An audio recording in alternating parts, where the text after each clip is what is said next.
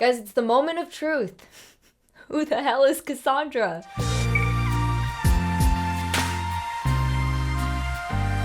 Can you believe that just a few days ago, I got a brand new Taylor Swift album, and now I'm sitting here listening to another brand new Taylor Swift album? No, me neither. You might be saying, a few days? What? No, it literally is the 23rd. It is Tuesday. I know, it's been a minute, but I have not felt ready. I have been, one, so satisfied with the first 16, so obsessed with the first 16, and also so overwhelmed with the first 16, and the thought of adding another 15 to that roster was really overwhelming for me. So, it's been a few days. I also was very busy and also working on the edit for the other part of this video, and I'm glad I waited. I'm genuinely actually so happy that I waited a few days because I feel like I've had time to, you know, get to know the first 16, and now I can hopefully make some brain room for the next 15. But that night, yeah, this kind of surprised me a little, which is why I didn't even finish my outro. When I found out that there was a second album, I was like, I have nothing left. But we're here now with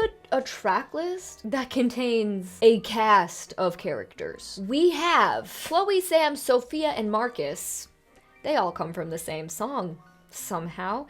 Then we have Cassandra, Peter, and Robin. Fuck you, aIMee. Now, here's something that I need to say. The first thing that people started saying to me about this second half of the album, everyone's been calling it Folklore 2. I don't know what to do with that information. Listen, nothing will be folklore. Nothing will ever be folklore for me. Folklore will forever be special in ways that no other album will ever probably be special to me ever again. But you calling this Folklore 2 scares me a little bit. I have been avoiding spoilers like you wouldn't believe. I don't know the topics of any of these songs. I have heard that people really like So High School. I think that's like the favorite, the fan favorite as of right now. Something I completely forgot to mention in our first video was the 4 bonus tracks that were coming out with the other album. Totally forgot that we needed to talk about that, but those are here. Thank God. We don't have to wait 17 years for them to get on streaming. This is amazing. And of those 4, I did claim the Albatross, by the way. All right, I guess, you know what? Here we go. The Black Dog. I can't believe we're doing this right now, but here we go.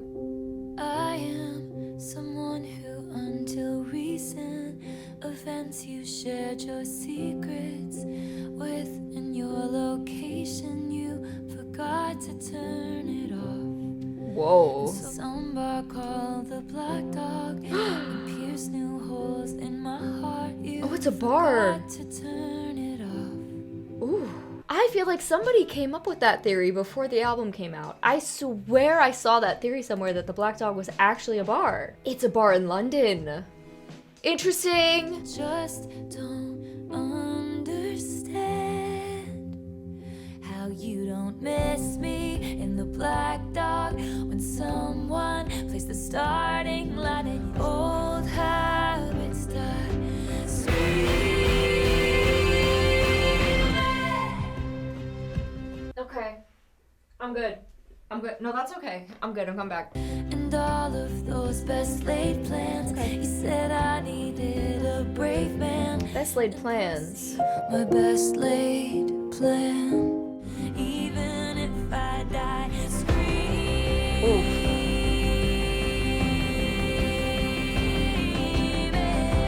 Oh, hell yeah. 'Cause tail between your legs, you're leaving. I still can't believe it. Wow. 'Cause old habits die scream.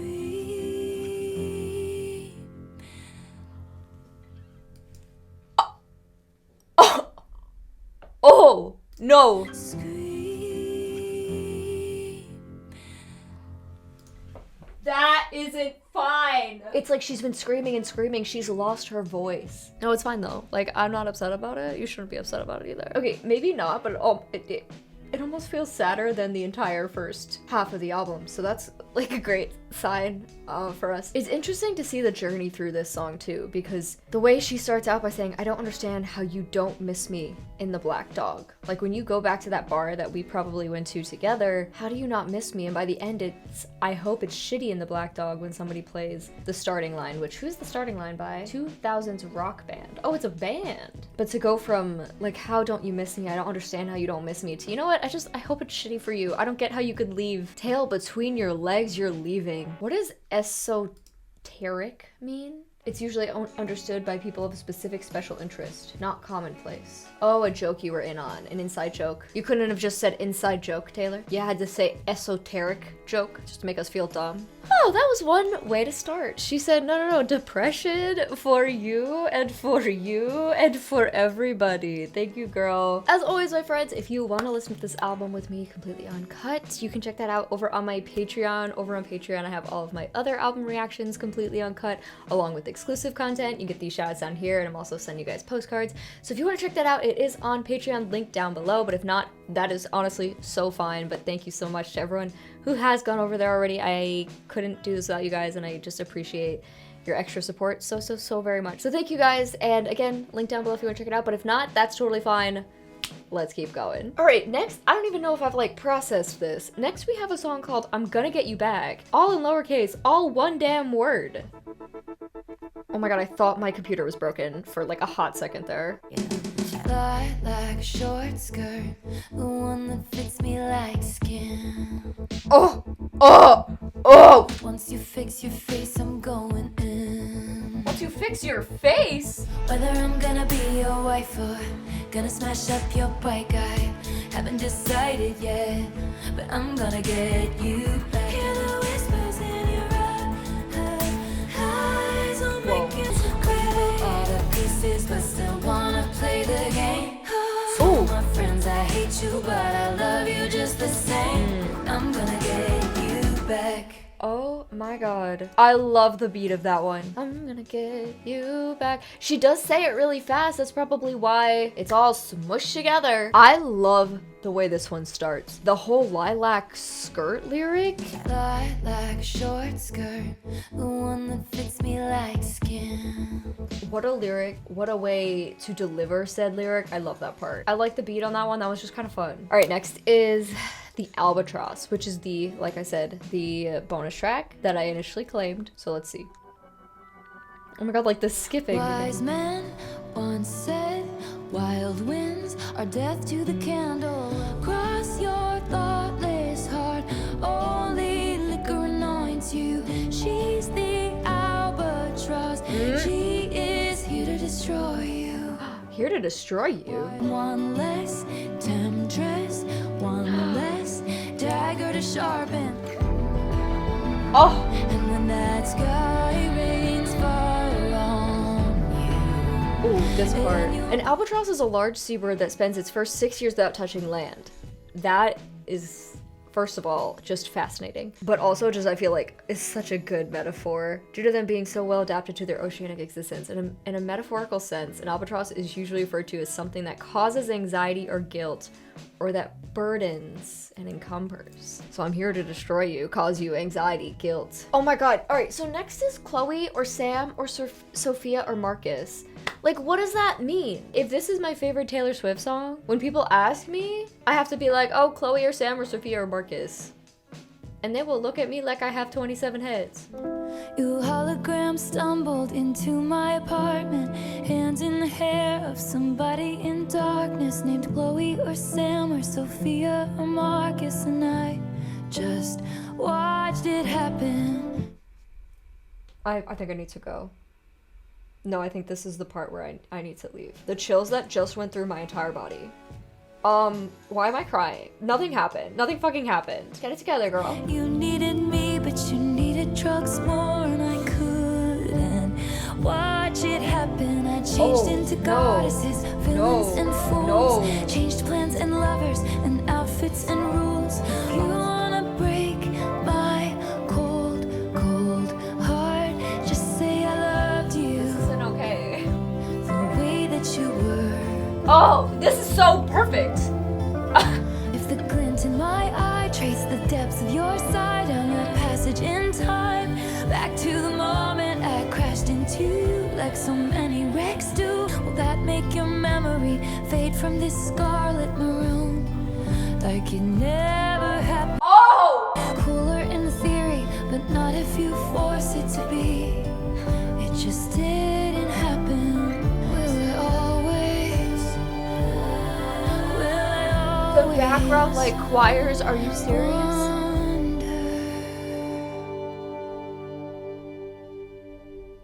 No.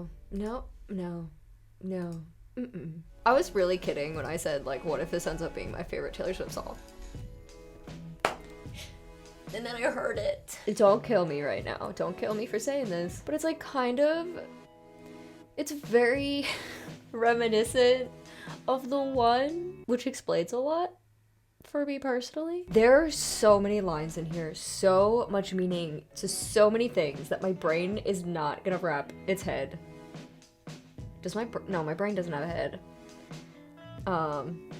Okay, she broke me. Just let it go. The way she says named Chloe or Sam or Sophia or Marcus, I just love that. I feel like that first part, like your hologram stumbled into my apartment, hands in the hair of somebody in darkness. She's seeing these things happen in her head that she's imagining that this person is doing after they were together, and maybe same with the other person saying, you saw my bones out with somebody new who seemed like he would have bullied you in school and you just watch it happen. Like we're apart now and we just have to watch each other move on. And she's asking consistently throughout the song, you've always wondered. Say you've always wondered. And by the end, she's saying like, cause I wonder. Will I always wonder? Probably wonder what could have been. Everything about this is perfect. This is my favorite one so far, easily, from the first four. Like, wow. Next is How Did It End?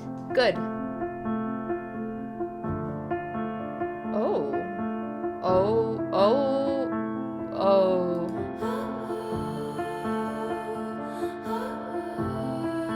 No, not that. We hereby conduct this post-mortem, and so a touch that was my birthright became foreign. Ooh.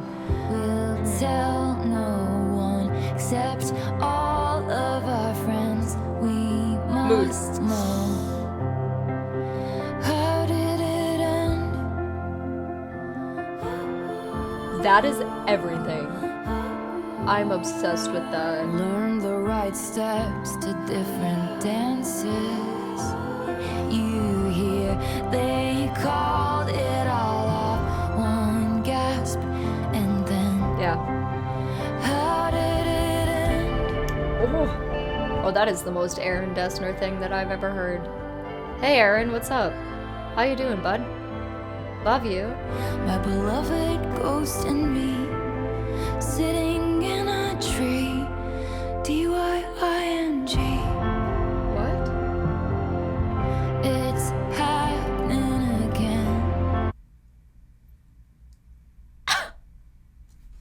I haven't actually thought of that little rhymey song thing in so long. You know, it's like that little rhyme that people say, like, I'm just gonna use Sophia and Marcus. Sophia and Marcus sitting in a tree. K-I-S-S-I-N-G. First comes love, then comes marriage, then comes a baby in the baby carriage. That's literally a reference to that, but instead she's D-Y-I-N-G. But I still don't know. How did it end?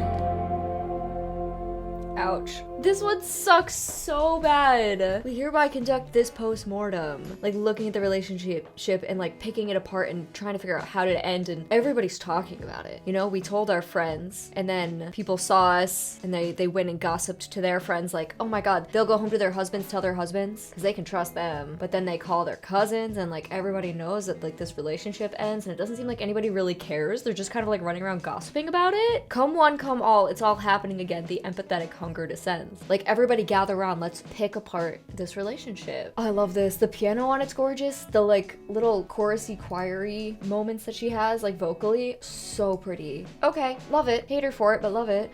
Finally, okay, next is So High School. This is the one that I've seen people talk about, and all I've really seen is that people think it's like really cute. So like that's a good thing. Let's have a cute little fun happy time. That sounds like Disney. Ooh, a guitar.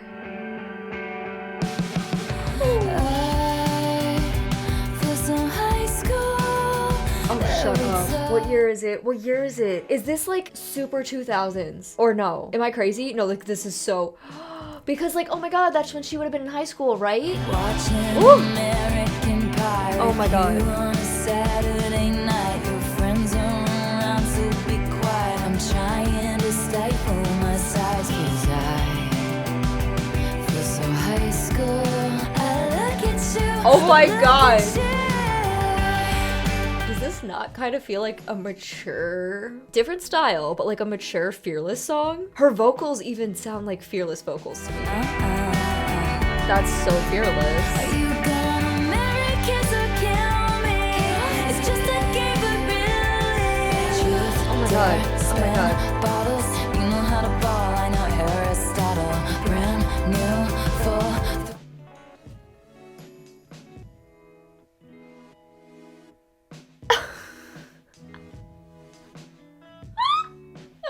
sorry, but why is that so funny to me? How you get the girl?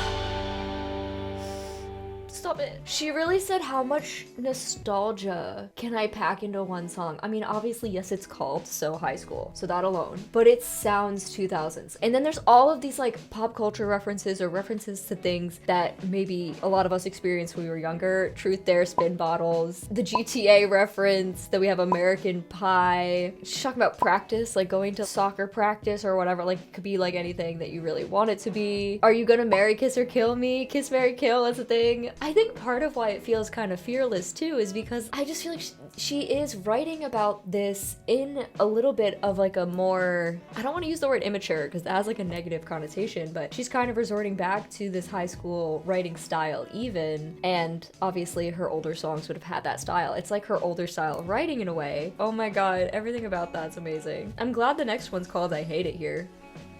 I'm really glad about that. Quick, quick, Ooh. tell me something awful, like you are a poet, trapped inside the body of a finance guy. I hate it here, so I will go to secret gardens in my mind. People need a key to get to, the only one is mine. I read about it in a book when I was a precocious child. No mid-sized city hopes and small town fears.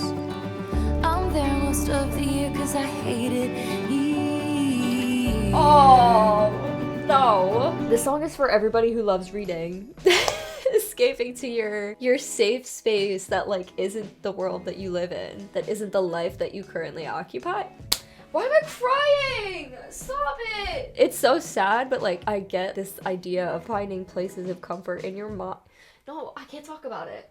Oh my god. We would pick a decade we wish we could live in instead of this. Ooh, yeah. I'd say the 1830s, but without all the racists and getting married off for the highest bid.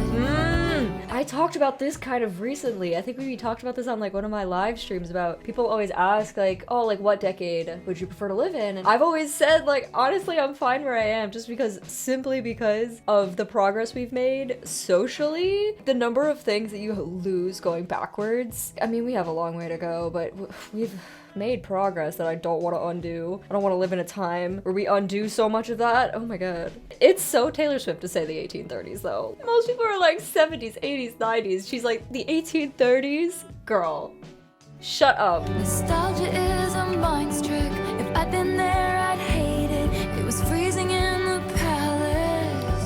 I'm sorry I keep pausing. That is such a great set of lyrics right there. Nostalgia is a mind's trick. If I'd been there, I'd hate it. That is so true. Nostalgia. Oh my god, nostalgia plays tricks on your mind. Like, you always look back more fondly on things than they necessarily were. I mean, maybe not everything, but I would say you remember like, you know, rose-tinted, rose-colored glasses. Like, you look back on things in your life, and sometimes you only remember the good parts. This song sucks. Okay. I'm lonely, but I'm good. I'm bitter, but I swear I'm fine. I'll save all my. I'm there most of the year cause I hate it here.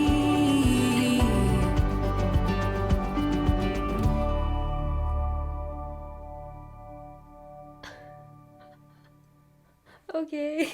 I can't be the only one who this song just hit like a truck, right? Like, it's not just me. This is one of those songs, dude, where you have to like check your locks. You have to change your locks on your doors because clearly Taylor Swift has a copy of the damn key. I mean, I feel like it's pretty straightforward. Like, I feel like you guys get just at least the concept of it, of hitting it here, and here can be your life in a lot of different ways, but like longing for more, longing for a different life, longing for something other than what your life is right now. Feels like in this song, she's coming from a place of truly just hating everything about where she is, and she constantly is trying to escape to these fantasies that she's built in her mind. And obviously you can also say like this can be looked at as escaping into books and movies and shows and music as well, whether it's things you've built on your own or finding media that you relate to and that you get lost in, that you escape. Oh, stop it. All right, we're just gonna move on from this one. I'm gonna go take a minute. What are we listening? Wait, what are we listening to next though? Like, let me know first. Oh god, okay. Okay, I got some chocolate. It's gonna make me feel better. Okay, I'm back and I'm feeling better. I got some chocolate. I had a piece of chocolate. This is my favorite chocolate, by the way. Nobody asked, but not sponsored. But the chocolates are really good. Anyway, so next we have Thank You, aIMee, which I'm gonna be honest with you guys, like, could she have made it? Like, I don't know. Taylor, like, you should have just called it Thank You, Kim. I need to hear this because where the hell is this going to go? Kinda cute. Wait. When I picture my hometown, there's a bronze spray tan statue of you. All that time you were throwing punches, I was building something. And I can't forgive the way you made me feel. Screamed fuck you, aIMee, to the night sky as the blood was gushing. But I can't forget the way you made me heal. Oh. Everyone knows that my mother is a saintly woman. Oh yeah, we do. But she used to say she wished that she were dead. I push each boulder up the hill. Your words are still just ringing in my head, ringing in my head. Andrea. There wouldn't be this if there hadn't been you. Wow. What a perspective. I don't think you've changed much. And so I changed your name and any real defining clues. And one day, No, you didn't! your kid comes home singing a song that only us two is gonna know is about you. Bye! Bye! That time you were throwing Bye! home from way up here. Screamed thank you, aIMee, to the night sky and the stars. That is so unhinged. That is actually insane. Girl, why did you have to spell her name out in the title? Like, we all would have known. You didn't have to do that. No, that's my biggest question for this. Like, why did she write the title like that? Because obviously we would have known otherwise. The most unhinged part of this is her saying, one day your kid comes home singing a song that only us two is gonna know is about you. Because we've seen the videos of her kid, like, singing to Taylor Swift. Apparently Taylor's seen those videos too. Obviously she's saying like, thank you, aIMee, thank you. But like, there's a lot of like obvious bitterness and negativity behind these words. Cause she's saying like, thank you, because without you, I never would have grown. I never would have maybe had, you know, my reputation era. Obviously she's very bitter about it, and like understandably so. Okay, the other extremely unhinged line. Everyone knows my mother is a saintly woman, but she used to say that she wishes you were dead. Oh, Andrea. Next is I look in people's window. No, she's not gonna make it about that. But what if she made it about the fact that she's like in our houses and in our brains all the time? She wouldn't, no, that's not what it's about. But the way my brain was immediately like, she looks in my window. Where's this gonna go? What do you mean to look at people's windows? I had died the tiniest death. I spied the catch in your breath. Whoa. Out, out, out, out. Outdoors, in case you're at their table. What if your eyes looked up and met mine one more time? Ooh. I'm addicted to the if only. So I look in people's Absolutely. windows like I'm met mine one more time. Ooh. Creepy. This one's definitely a grower, I think. This one, or hopefully.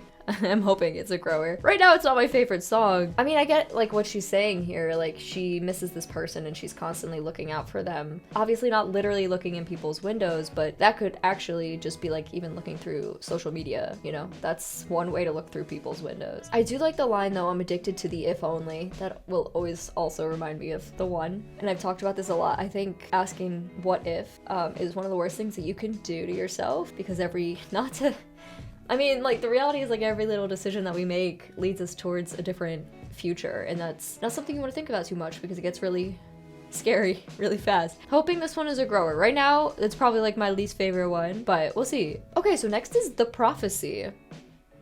Okay. Another count-in. Okay. Ooh. Hand on the throttle, thought I caught lightning in a bottle. Oh, but it's gone again. Oh, no. Please, I've been on my knees, change the prophecy. Don't want money, just someone who wants my company. And I sound like an infant, feeling like the very last drops of an ink pen. Whoa, whoa. But even statues crumble if they're made to wait. Sealed my fate, no sign of soulmates. I'm just a paperweight in shades of grayish.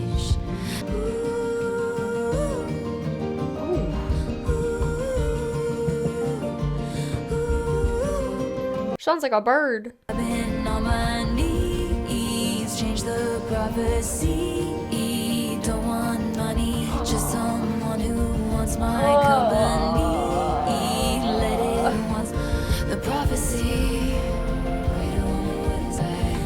But I looked to the sky and said, Ooh, I'm so upset about that. This one sucks. She's like, you know, I've tried. I thought I finally had it. I thought I finally figured it out, but it just keeps not working out. And can somebody, for the love of God, change my prophecy? Is it too late to change this pattern that I'm clearly stuck in? I just want someone who wants my company. That's all I'm asking for. Shut up. This bridge is so beautiful too. I sound like an infant feeling like the very last drops of an ink pen. Like I'm just worn out. I'm worn down. I can't keep doing this over and over. Just a paperweight in the shades of grayish. It's not even gray, it's grayish. Grayish is a blend between gray and beige. Are you kidding me? Grayish. Spending my last coin so someone will tell me it'll be okay. Tossing pennies in the pool. Much. This is actually a Taylor Swift penny necklace, specifically in reference to the one, which is probably unsurprising to all of you. Okay, well this one's one of my favorites. It's really cute. Oh my god, next is Cassandra. Guys, the time has come. Who's Cassandra? Who is she? Who is she though? I was in my new house placing daydreams. Oh. Patching up the crack along the wall. Oh, there's imagery already. I pass it and lose track of what I'm saying. Cause that's where I was when I got the call. Oh, what call? So they killed Cassandra first cause she feared the worst and tried to tell it down. Okay. So they filled my cell with snakes, I regret to say. Yup. Do you believe me now? Okay, when she said, when it's burn the bitch, they're shrieking, when the truth comes out, it's quiet, that immediately made me think of like Reputation era situations because of like they're burning all the witches even if you aren't one, first of all. And then that's so true, people love the drama. They love the drama of things. And when the truth comes out and there's a reasonable explanation for something, it's like, oh, well, we're not interested anymore. And they turn and they walk away. Wait, so who is Cassandra? Cassandra alludes to the ancient Greek Trojan priestess. Usually she would have very accurate prophecies, but they would be so devastating, people would not believe her. They knew the whole time that I was onto something. Do you believe me now? Do you believe me now? When the truth comes out, it's quiet.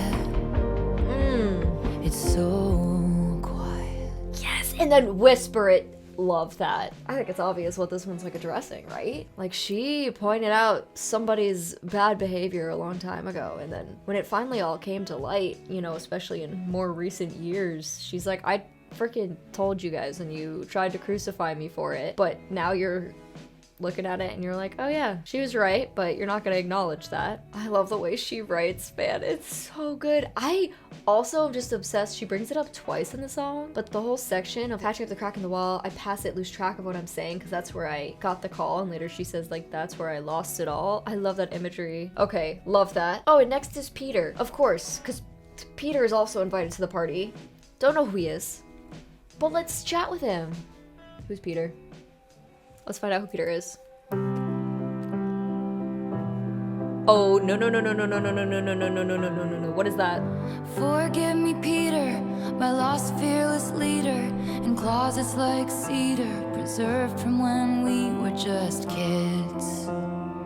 Whoa. Is it something I did?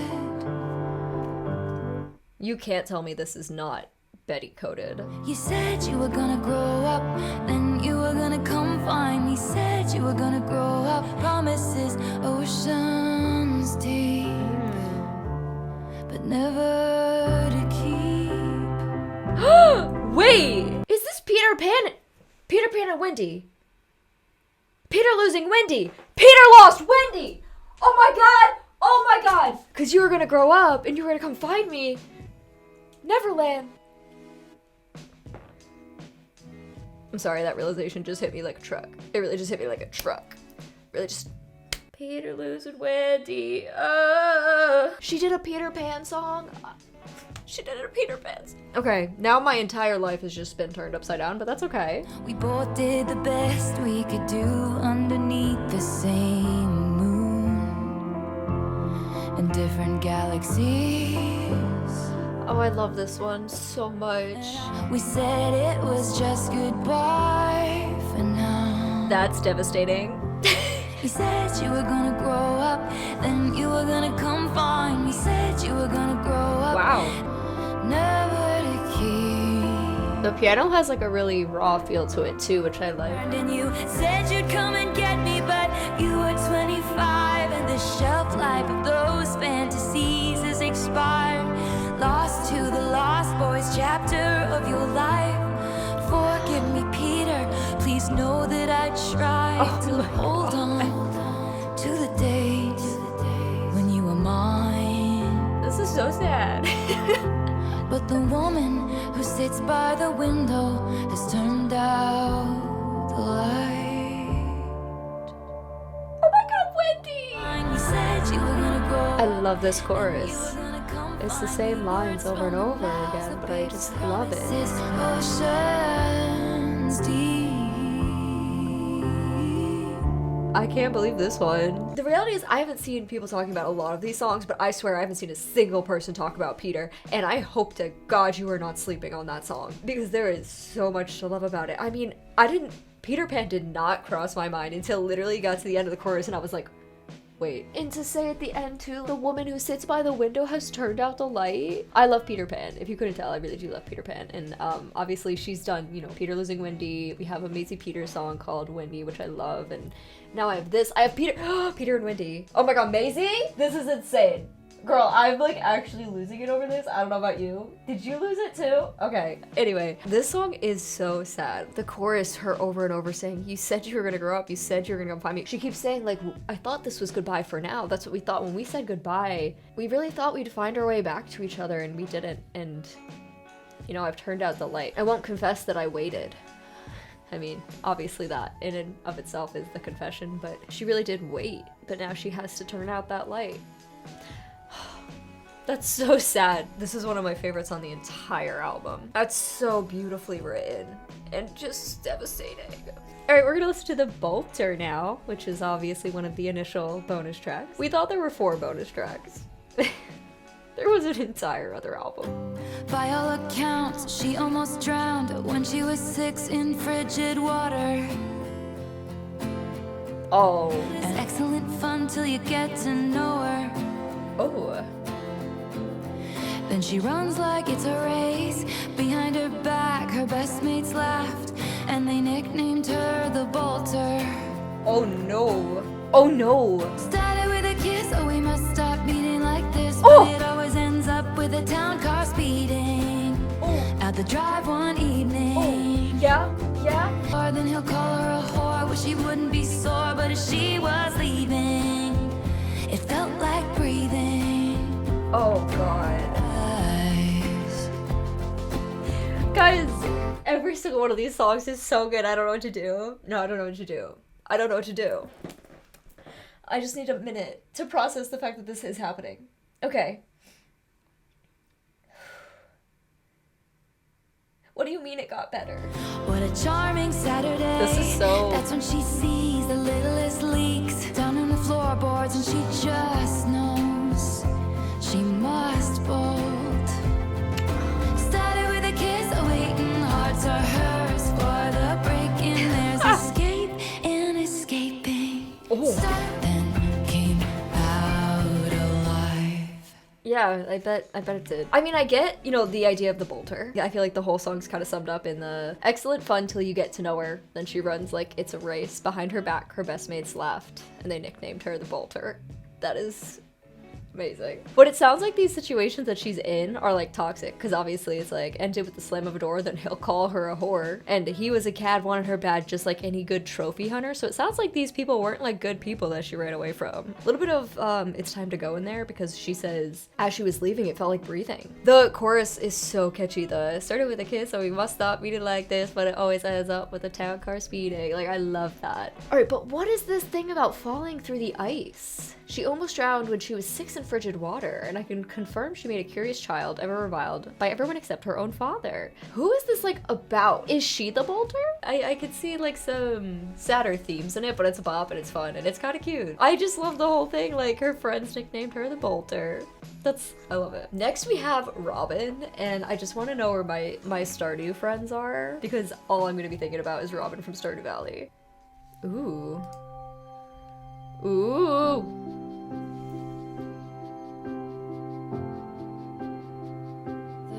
All this showmanship to keep it for you in sweetness.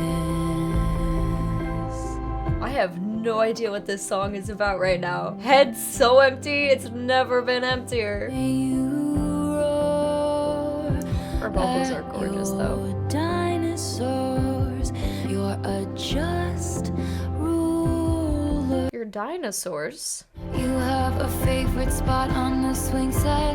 You have no room in your dreams for regrets. Ooh, wait. You learn to bounce back just like your trampoline, but now It's a we'll kid. curtail your curiosity. It's about a kid. Way to go, tiger. Oh, suddenly I feel really sad about it.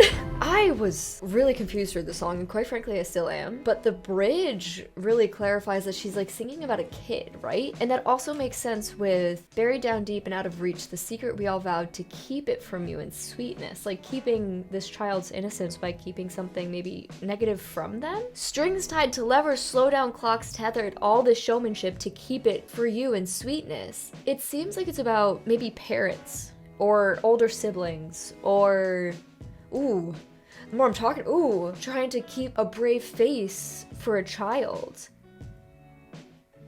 Long may you roar at your dinosaurs. You're just a ruler covered in mud. You look oh my god, is that where this is coming from? Because suddenly it just got really sad. I feel like this one's really beautiful, and I think it'll hit most strongly for parents and like older siblings, or anyone who has to look out for a child. Wow. Okay, cool. Alright guys, this brings us to the final song, which is, of course, the Manuscript. Very interesting, but I feel like fitting that this is the final track, because the Manuscript is the first bonus track that was teased, and I feel like the Manuscript just feels like, as a title, like it fits with the theming of this entire album. It feels like it really encompasses the theme of this album, so I'm interested to see what the Manuscript is. God, here we go. Oh boy. Ooh.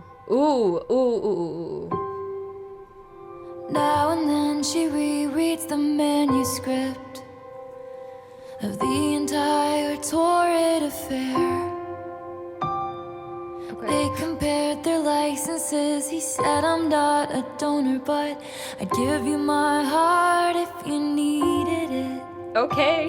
He said that if the sex was half as good as the conversation was, soon they'd be pushing strollers. But soon it was over. Okay, this storytelling, this right here. I love a backstory, you know? In the age of him, she wished she was 30 and made coffee every morning in a French press. Then she dated boys who were her own age, Whoa. with dartboards on the backs of their doors. She wasn't sure.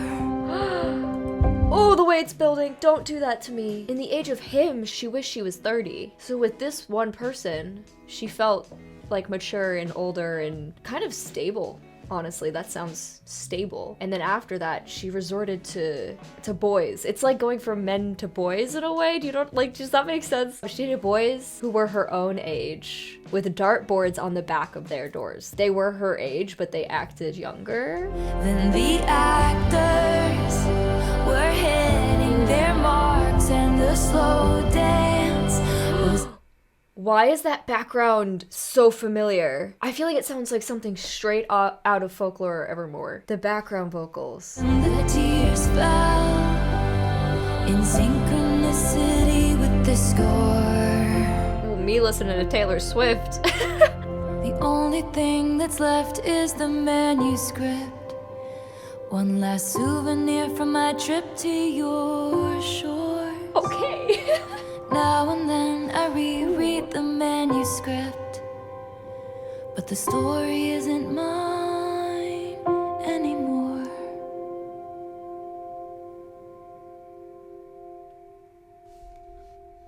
Are you kidding me? Are you serious? With that ending? Oh, that outro is...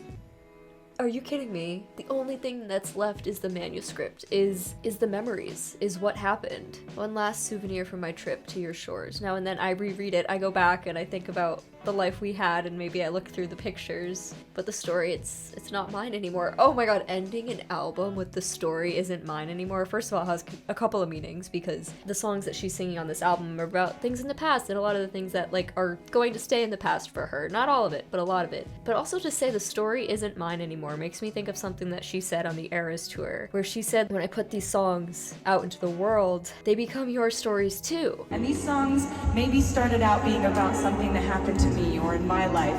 Maybe it's something that I wrote about a fictional character I created one day when I was bored.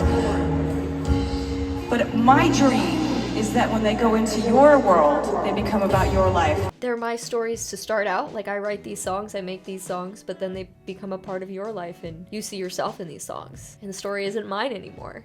It's yours. Here, have it.